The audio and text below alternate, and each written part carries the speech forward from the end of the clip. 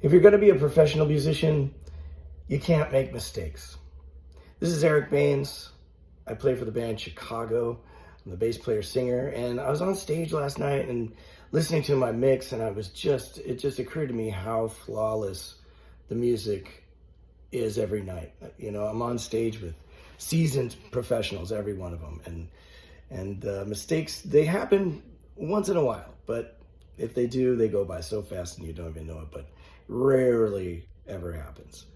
And that's kind of what I get paid to do, is to not make mistakes.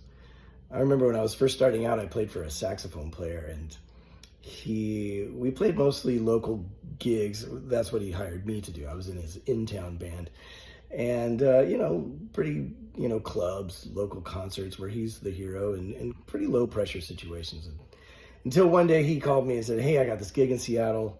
It's a festival. Come, I want you to come play it with me." And I'm like, "Great! I'm so stoked. It's all I want. It's my dream to get on the road." So we go to Seattle and we get to the stage and start setting up, and I immediately see drum cases that say Steve Ferrone on them. And if you don't know who that is, look him up. Incredible drummer, Average White Band, Tom Petty, the list is long. So I immediately know this is just not going to be the normal gig that we play. And then I turn and look out, and it's 10,000 people waiting to hear music. So, the biggest crowd I've ever played for, I think I was 26 at the time.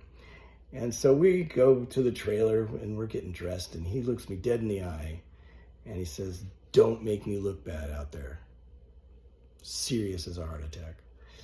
Which is intense. He's an intense guy. And not something I would necessarily condone as far as like instilling confidence in your players. Not a great way to motivate people. But he wasn't wrong. And that was basically my job description, is to not make the artist look bad, or the band that you're playing with.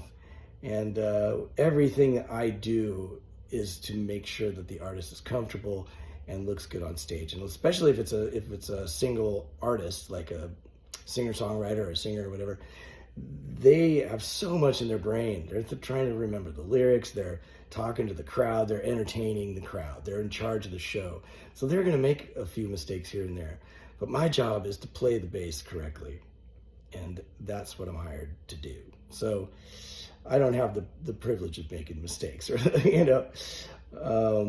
and 34 years I've been doing this, and at this point I can usually count on one hand the mistakes that I make in a week's worth of shows. So it's pretty important. So think about that when you're practicing music.